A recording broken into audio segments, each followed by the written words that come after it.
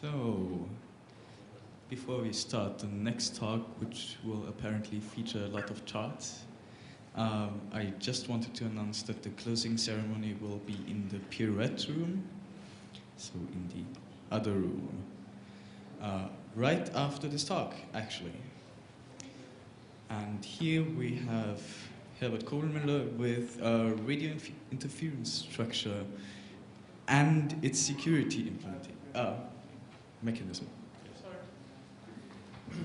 Yeah, thanks for introducing me. Since I haven't prepared that much, I thought it would be a good idea just to have some step back to that what I've heard this morning. So this is actually something similar what I've seen in the last, in the first two hours this day. And actually this is TEMS. So it's a monitoring tool for GSM, for 3G and for the LTE. And we are running this software, and we do, what do we do with that? We try at least to get the most out of the network, to get the best performance of the network, and that's we use that for. So to be honest, I'm from the operator side. I'm from A1 Telekom Austria, and I've got the honor to be the very last at this day, to be with the very last of these 2 days, let's say, and it's not the last. Maybe it's some sort of beginning of the future. LTE, long-term evolution, is something that's going to be interesting for all operators right now.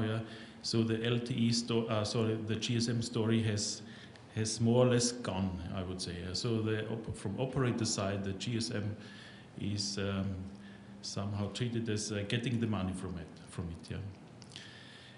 With this perspective, it was very interesting to see for me these first 2 or maybe 4 hours today, that still there's some very interesting investigation done. And I fully agree with that. That this should be an ongoing process and still should be continued. Because there are for sure some security lacks, and that should be solved. And I was really very surprised that I see the signaling. So layer 3 is already decoded on the air interface. That's what we already see from the commercial tools, let's say. From commercial side, we just do logging on one mobile, but what I've learned today is that it is possible to trace any mobile, and that's going to be very interesting, and keep on doing that, I would say. Since I'm a radio engineer, I'm very interested, and maybe I'm gonna be one part of that story as well. I try to. Okay, that's gonna be my introduction. I'm in the field of radio optimization. I'm dealing with this layer 3, and so this is 2G. The main interest is 2G, but I'm looking, and I'm one of a few engineers at A1 Telekom Austria who are looking for the future for this LTE story, and that's gonna be what I want to present to you.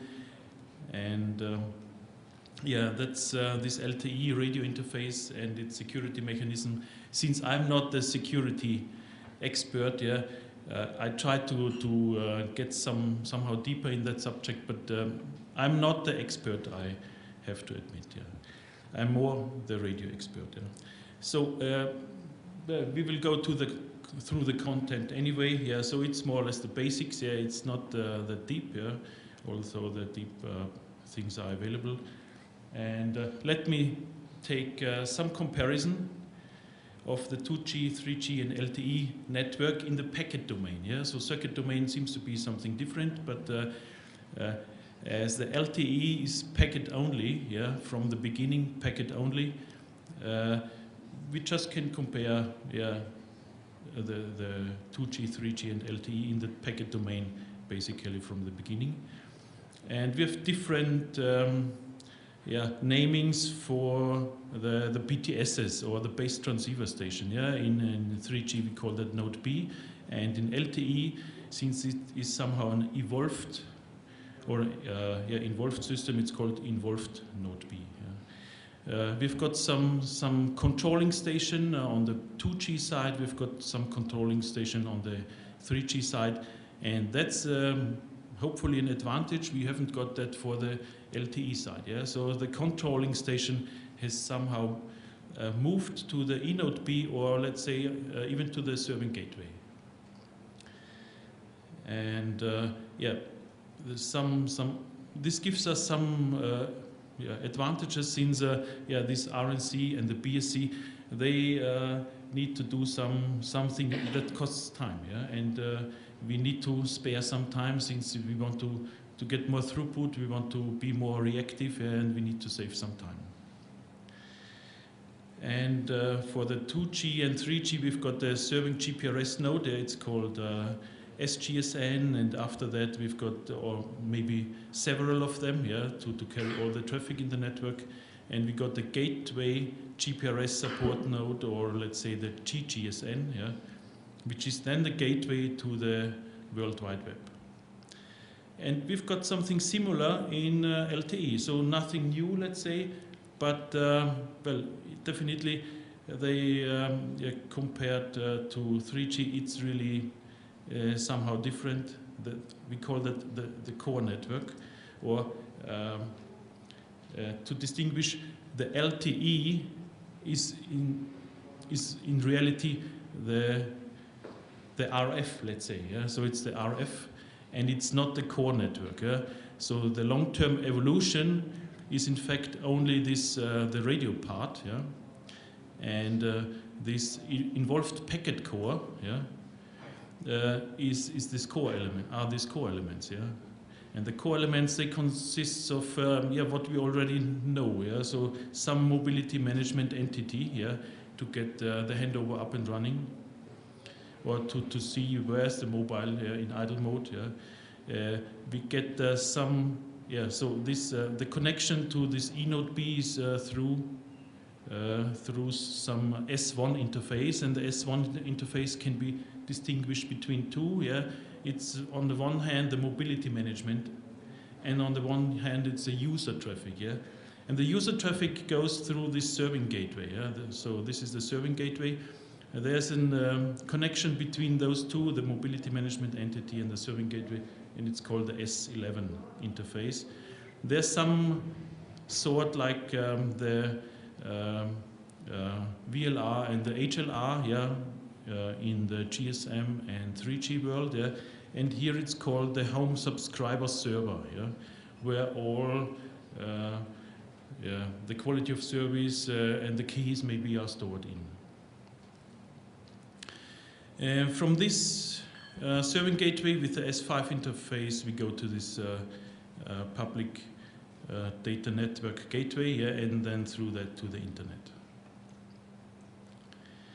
Very interesting is that we've got the direct connection from one eNode B to the other eNode B. That could be really direct, but in most cases it's going to be a virtual interface. So it's not maybe a direct line or a real connection. It's a virtual interface. So the eNode B in practical manner is going to be connected to the mobility management entity, or the serving gateway, through the S1, but over the S, which the serving gateway is more or less a router, and through this router function of the serving gateway, there's going to be some interchange. Let's say the X2 interface is going to be through this serving gateway. But in general, we speak of this X2 interface.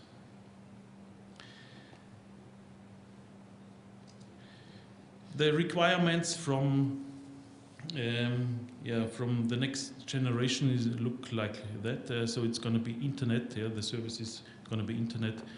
There should be some sort of telephony available. But it's basically then we will see what's going to happen. But it could be voice over IP. It could be some old-fashioned circuit switched as well. There's some mobility, yeah, and maybe that's a big difference between all other systems, since all other systems, haven't got in the specs the mobility. Yeah, so this Wi-Fi or what else. Yeah, so there's some sort of mobility inside. Yeah, but the LTE requires up to 250 kilometers or even more. Yeah. There's some broadcast defined. Yeah, so you could run some television or what else. Yeah, some or radio broadcast could be available as well. But I have strong doubts that this will ever happen, since the hardware is too expensive to provide these broadcast services. The data rates, current status is we call that high data rates. Yeah, what's going to be happen in the future, I don't know. Yeah, but high data rates means currently now over the air interface up to 100 megabits in downlink. Maybe up to 300 megabits in the future. It depends on the structure of the antennas, yeah. And in uplink, up to 50 megabit per second, yeah. I mean, this when I've seen that first in my life, yeah, that I was in a driving car. I've got the laptop beside me, yeah, and I've got 50 megabytes with a normal modem like a USB stick, yeah, and I've got 50 megabytes in the driving car, yeah. And I thought, oh, Herbert, that's going to be a new area. Yeah? That's going to be, I'm part of the future. Yeah, that's it was incredible. Yeah, me as a radio engineer, I could see 50 megabytes per second. Megabit per second, and that I thought, hey, you are in the future. Yeah, and what we are talking now is not the future; it's reality. Yeah, so that happens right now. Yeah, and I mean, it's just a matter to deploy that out there. Yeah? So in some areas in Austria, let's say in Vienna, it's already working. I mean, we haven't got the SIM cards, we haven't got the modems, but it's already state of the art right now. Yeah? And it could be that maybe in 2 years, in 4 years, yeah, no one cares about this 2G or even 3G, because we are used to hundreds of megabits in downlink. Yeah? I don't know what happens, but it's a very interesting subject. And what these radio engineers did, they tried to increase this spectral efficiency. Yeah, that's very interesting. And what leads them is, that they said, oh yes, this 3G with this wideband CDMA structure is not that efficient enough. Yeah, so we could go somehow one step further and use a different modulation scheme, and that's going to be I talk about that later. Yeah. And and the engineers thought, okay, this circuit switch data or circuit switch connections, that's old-fashioned. Let's use the packet service only. And for this, they need some maybe user plane latency less than 10 milliseconds. That's what they defined, and the control plane latency less than 100 milliseconds. And that's now reality. Yeah, it's really incredible. Yeah, we do reach that right now. Yeah, and it's comparable to the fixed network in some stages. Yeah, so. Internally in our company, there were some thoughts that maybe if hundreds of users use one cell, yeah, and they are doing download even with with 50 megabit per second. So what's going to happen with the fixed lines? Yeah, because the traffic on the air interface has to be somehow covered by the fixed lines. Yeah, from the E node B down to some switching elements, and what I've seen so far is that even the hard disks, yeah, they are somehow on the limit to provide these data rates, yeah. So very interesting. Even you need to get the data on the laptop, yeah. So the laptop, some interfaces, some USB interfaces are even not able to carry that traffic, yeah. So, and we had really, to be honest, we had to select the USB port, yeah, because not all USB ports are working for that speed. Yeah? So some shared USB ports may be shared with some storages or like that. They are not capable of providing that speed. So it was a very interesting thing that the radio, the radio is that strong right now that on the fixed lines they haven't got, or even on the hardware they need to think somehow different. Some very interesting thoughts I got then. On the physical layer, I mentioned already they need to have some different sort of modulation, and in general it's a single frequency network, so all happens on one frequency. It's somehow comparable with this 3G story. So 3G uses only one frequency, or let's say one frequency band, and here we've got some single frequency network. So in downlink we use this orthogonal frequency division multiple access. Maybe I will provide some example to that. In uplink, something similar. So the processor is doing something similar. It's single carrier frequency division multiple access. You can look in Google to find these things. Very interesting modulation, and we use already this orthogonal frequency division multiple access. So this the digital TV these days, and the Wi-Fi is using that already. So it's nothing new, and even the chipsets are already prepared. Maybe not for the frequency, we use that for this LTE, but for some different frequencies. The first handsets I've saw, they were very big. So the mobile stations were very big. They contained of that already existing Wi-Fi or what else. So the chips are already there. They need just to be brought to a smaller size. Maybe the energy consumption, maybe the frequency is different. Very interesting thing is that although all mobiles are on the same frequency, or the network is on one frequency, the bandwidth is scalable. So that's going to be very interesting for the operators. So they could start with on GSM 900 with maybe 1.4 megahertz. And provide still the old service for GSM if they've got enough bandwidth there. They could extend to 3, to 5, to 10, to 20 megahertz. So what currently status is right now, all speed which are provided in the web regarding LTE, they are measured usually with 20 megahertz. You cannot say less than the maximum. New antenna technology. So MIMO, multiple in, multiple output, and this adaptive antenna systems. They are, So AAS maybe not, but MIMO is common. So all these new fashion LTE modems, they use MIMO. So they've got two receiving and two transmitting antenna inside. And that's state of the art, and in fact, in theory, you could double the throughput then. But that's theory. But anyway, it helps. It's a good approach for the technical to improve the throughput. What the technicians thought is they've got GSM, they've got the 3G, and 3G is quite complex.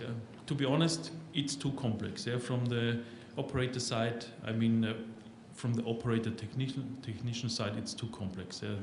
This power regulation all the time, and it's really a very complex thing. And at the end, LTE is not that complex. So they really try to reduce the complexity of the system. So there's no BSC or even RNC. They're radio network controller, and this helps. But anyway, there needs to be some controlling. But this controlling has moved into these more intelligent eNote Bs or the MME. There's no soft or softer handover. So this was really some invention during 3G time, but it doesn't help. There's less protocol overhead, and it's somehow self-organizing network. So my colleagues are somehow feared about that, because what we are doing is optimizing the network, finding out the best handover relations, finding out the best thresholds for certain situations. And if the network is self-organizing, it's doing it itself. So Could be that maybe in 5 years I have to do something different. Yeah. So we will see what happens. Yeah. One important thing is the management, the mobility management entity. It's connected to the E-Node-B and doing this non-access stratum signaling. What does it mean? This is the bureau management. Yeah. So from the very first beginning, every customer gets a default bureau. Yeah. There's some quality of service control inside. Yeah. There's the paging procedure inside. Yeah. The idle state and the mobility management. Yeah. And the user tracking is inside there. Yeah. So the user tracking somehow just got a different name. Yeah. It's in 2G and 3G we got this location area. And now in LTE, it's a different name, it's a tracking area, but could be roughly the same. Yeah. There's some signaling, yeah, and this signaling, yeah, may be connected to other mobility management entity, signaling to the home subscriber server, signaling to the serving gateway, and the serving GPRS node, let's say to the old system in case of doing a handover to 2G or 3G. There's security management as well, and that's the reason I thought MME would be a good starting point for that to mention. It's authentication and deciphering and integrity protection inside. Yeah, that's going to be done by the MME. Yeah, let's go back to this spectrum. It's called orthogonal frequency division multiple access. Yeah, I don't know. I don't. Yeah, maybe you see that. Yeah. So this is going to be a different color than this. Yeah, these arrows. Yeah. Every arrow should be one carrier frequency. Yeah. So we are using orthogonal frequencies in a spacing maybe of 15 kilohertz. Yeah. And every user gets a minimum of them. Yeah. So that can be dynamically changed. You can change every 500 milliseconds. The bandwidth is could be modified by the operator. Yeah, so it's from 1.4 to 20 megahertz. Yeah? So we've got some lower guard band and some upper guard band because the next operator gonna be starting here with the lower guard band. Yeah, so there needs to be some guard band to distinguish the interference from each other. And there are pilots, yeah. Inside the whole bandwidth, there are some pilots. The pilot is to get the, or to figure out the propagation, yeah. So if someone knows the propagation, yeah, it's, you can easily calculate the disturbance, yeah. And that's going to be done right now with these pilots. Even in GSM, we've got the BCCH who is transmitting the time slot 0, who is transmitting always with full power. So you have some sort of reference, and that's going to be important for the mobile to have some sort of reference. There's going to be some DC subcarrier in the middle, yeah, where nothing is transmitted. Yeah, so this is going to be, yeah, some strange thing. If we see that on the frequency axis and on the time axis, yeah, we see that the users get definitely resource blocks, yeah, which I've drawn some resource block here, which consists of 12 subcarriers, yeah, having at least 180 kilohertz, yeah, and one of these resource blocks has got 7 symbols inside, yeah, and the duration is half a millisecond, yeah. And yeah, we've got this upper guard band and the lower guard band here. And as we see here, yeah, the user, this yellow user, is now having for 1 millisecond these 2 blocks, yeah, and another half a millisecond these 2 blocks, and then for some reason it gets more resource blocks, yeah. So every half a millisecond, or at least every millisecond, the user can get more resource blocks. And even if the user is doing a handover, yeah, because it's a single frequency network, if the user is doing a handover to another cell, yeah, it for sure will get another resource block, which means it gets somehow another frequency. Yeah? Compared to GSM, it's somehow similar. Yeah? So we've got some frequency. Let's say this is one GSM channel, this is another GSM channel. Yeah? The mobile is using two GSM channels, yeah? And but could use more. Yeah? Even if the quality of service allows him, he could use all resource blocks, all of the 20 megahertz. So it's just a matter of the quality of service the user gets. Yeah? And if he's in idle mode, yeah, he could use nothing. Yeah? And this is very dynamically, even in 1 millisecond, that could change. Compared to the 3G world, yeah, 3G uses the whole bandwidth all the time. Yeah? And every user is on top of that bandwidth, uses the same bandwidth all the time. Yeah? We've got here the users distinguished by the frequencies. Yeah? And so it's somehow a good mixture between the 3G and the 2G. Yeah? Very interesting system. And yes, seems to work somehow. Regarding the user plane latency, yeah, these are just some figures. Yeah, they are not for sure exactly. Yeah, if the data arrives at the serving gateway, it needs somehow some processing. Yeah, it needs somehow yeah, traveling on the S1 interface to the eNode B.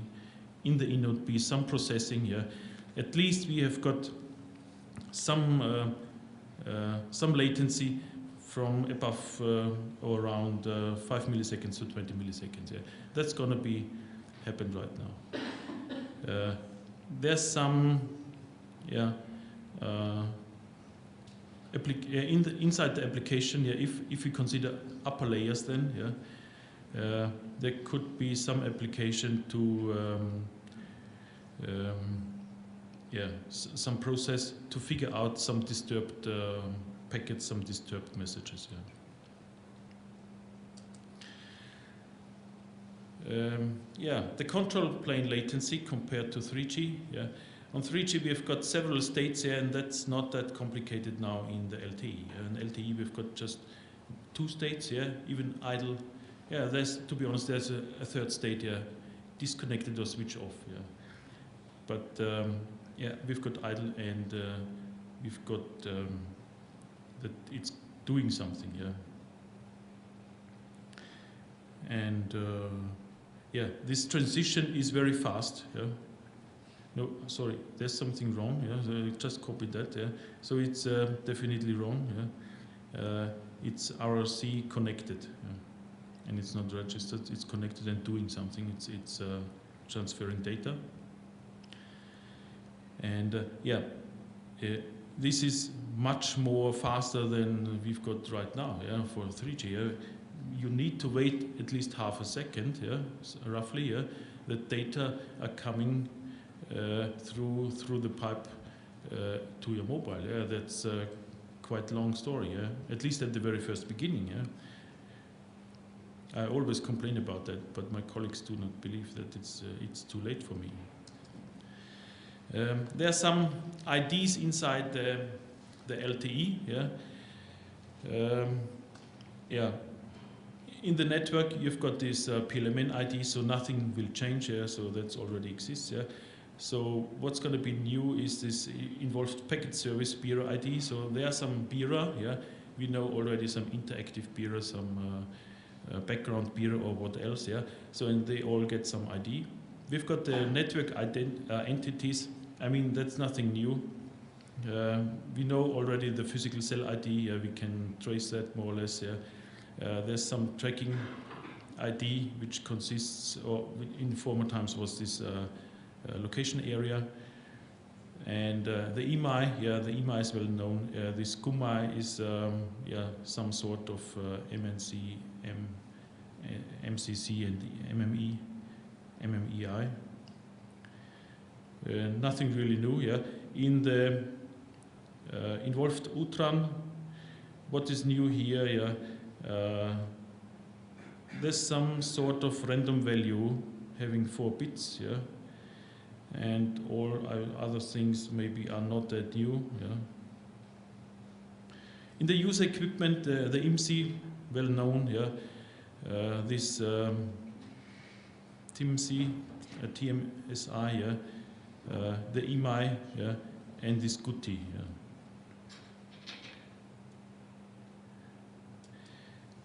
This keys in this LTE, well, it's somehow similar to the 3G story. Yeah? They maybe these engineers thought, how could they improve this key story or the ciphering or what else? Yeah, and they made yeah, the same approach for 3G, I would say. There's inside the USIM for authentication. There's some bits somehow or keys inside. Yeah, from that they are derived this CK and the IK. Yeah, and yeah, it seems, yeah, that it's somehow hierarchical, yeah, and even for this NAS, the non-access stratum, yeah, there are some keys, yeah, which can be generated. There are some keys for the eNode B, yeah, for the communication, the radio resource control, yeah. There's some encoded, yeah, and encoded. I don't know what's the INT right now, yeah, but it's in the spec anyway, yeah. So it's somehow hierarchical, yeah. So they think to implement more keys, it's going to be more safe, yeah. I have some doubts about that. Yeah. It could be that just more processing power you need, yeah, but maybe it's not safe enough, yeah. Since this morning, I know nothing is safe, yeah. The purpose of this key separation, yeah, is distinguish the user traffic from signaling. Yeah? So the keys are stored in different locations, maybe not only in one location. They are stored in different locations. That could help anyway. Yeah? There's a renewal. Yeah? The key could change on the fly. Yeah? That's going to be implemented right now in the specs. You've got somehow some security which can vary. Yeah? So the operator can decide the level of the security, yeah? Even to use the key generation or even not use that. Yeah? And they want to have that more independence of the radio interface. Yeah? Currently there's 2 mandatory sets of security. This SNOW 3G and the FIPS 197. And the mobiles, they all should support that. Yeah? Even the eNode B and the MME, they should support these both sets of security. Yeah, the algorithm is negotiated separately between the UE and the eNode B, and even on the NAS level. Yeah, and the UE security capabilities sent in setup procedure algorithm. Yeah, and can only change during the handover. So the handover, during handover there could be some change in the security algorithm. Yeah. It's already defined in the specs. If it is gonna happen in reality, that the operator will decide to go for that, that's gonna be a question. Yeah. For voice over LTE, so I've just covered this packet story right now. Yeah, for voice over LTE, there's gonna be some discussions if they want to have some circuit switched fallback. Yeah, so some circuit switched pipe, which is gonna be introduced. At least they think about that. Yeah, personally, I think this IMS will be the story for the future, so every traffic will go through this IMS. Yeah? So it's already deployed out there in some companies. And yeah, this IMS is some strange thing for me as radio engineer, and it has for sure some lacks of security, and it's not the best one, I would say. Even some old-fashioned relay just would provide less latency than this IMS. So it's going to be somehow have to be improved in the future, this IMS story. This circuit switch fallback, what does that mean? It could mean that within the LTE there's some sort of circuit switched inside. It could well mean that if the LTE discovers that the user just wants to have circuit switch data, providing telephony, the call is handed over to 3G, or the call is handed over to 2G, because of that, because maybe 2G needs some traffic, and the 2G is perfect for voice, and this LTE is perfect for data, maybe. Inside this subscriber authentication in the IMS, so there's a SIP layer authentication that's well known already, and some sort of access network bundle authentication, trusted node authentication. So there's some ongoing thing inside the IMS. So still some work to do inside the IMS. I thought, since I do not present something practically, so all my, at least in the morning lessons, they provided some practical. I thought I provide this, some flow, of registration of a mobile to see where for voice, where we can have unprotected access on the air interface.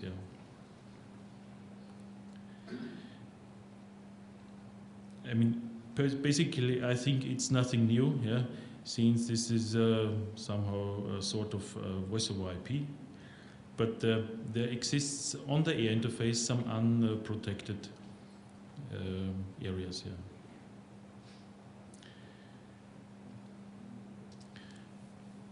For the future, then, there are some thoughts that you can buy some home eNote-B. Even I heard that today these Pico cells, they're already available, and there's going to be some work on that, to get somehow deeply into this Pico cell story. So they are mainly using some unsecure network to the operator, and the operator itself provides some security gateway. And there needs to be some device authentication, and that's mandatory for this home eNote-B, let's say. And I mean, it's going to be a question for the future if this home eNote-B will come. I don't know if that's going to be some successor in the future. It could be, where if the operator doesn't provide any coverage, I build my coverage, myself, and that's going to be some strategy for the operators maybe to go this way. And there's this unsecure network. I mean, this is really unsecure. So everything happens, or everything what man can believe happens here. And for sure, this is some sort of security issue. Another thing they are thinking in LTE is to provide some relay node. They already think that for GSM, they think that for 3G, but I think the story for 2G, 3G is gone. But LTE is still alive, and it's still under study if that's going to happen, because it's a single frequency network. Everything happens on the same frequency.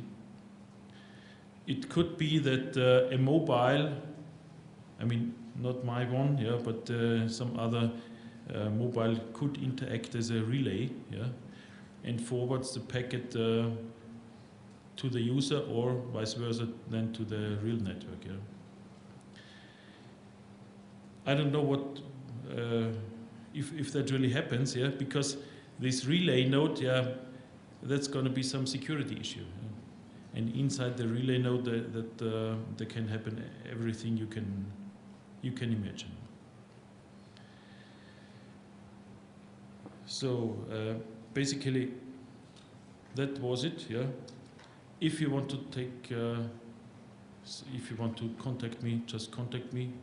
I'm keen to follow you. And thanks for your attention. If you have some questions, don't hesitate to ask. Any questions? Yeah.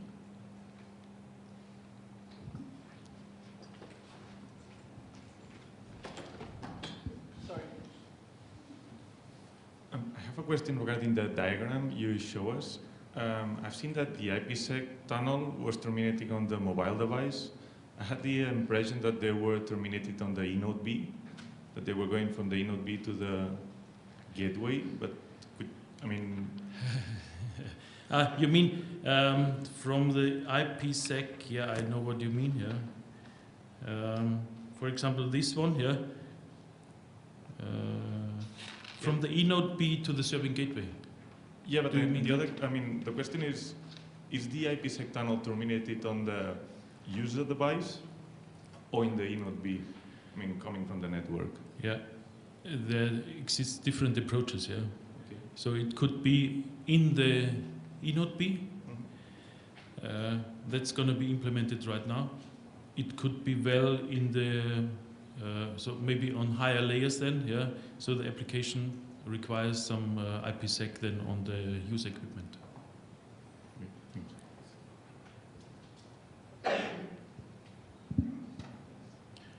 But it's definitely not easy because you're running this X2 interface, and with this X2 interface, this IPsec. So at the very first beginning, there are some sort of troubles. Yeah, very interesting story. Question regarding the voice part. If you're doing the full IMS treatment, this is going to be normal SIP. Is this the same layer 3 plane as normal internet connectivity going to be, or is this a separate subnet, VLAN, whatever kind of channel separation than the normal internet access? So can a normal smartphone, whatever, send from the application side, from a user configurator side, send SIP packets to the IMS servers or not? Yeah, good question. Yeah, but I believe it will happen like that. Yeah, you will have a lot of fun there. Yeah. So the radio part is just one tunnel, and all data are going through that. Yeah. So there are no separate channels for different applications on the lower level.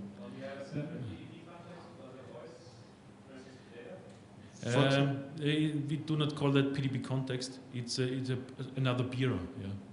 So you could have different bureau. Yeah. Maybe and all that in parallel. Yeah. So there could be a voice bureau. There could be some packet bureau. Yeah. And on the handset side, if the phone calling features, the SIP features, are they going to be implemented on the baseband side of the phone or on the normal processor side of the phone? Do you have any ideas? Sorry, no idea. Sorry. I mean, since it's not currently available right now, I have no idea about that. Sorry. And just a remark about your questions. I think there are plans to have beer for signaling and for voice. So you have really for SIP a different one, different PDP context for signaling and for voice. Yes, I agree. Yeah. There's for sure some signaling bureau. Yeah, there's for sure some. Yeah. So there are several bureaus defined already. Yeah. And just a quick remark as well for the why there are two keys for RRC. There is one for encryption and one for integrity. Yeah. Okay. This right. Yeah. It is. Yeah. So it's encryption. Yeah. ENC means encryption, and the other one is integrity protection. Yeah. All these things that were new for me, I've written down that here. So some questions. I think that was the last one. Then thank you again. Yep. Thank you.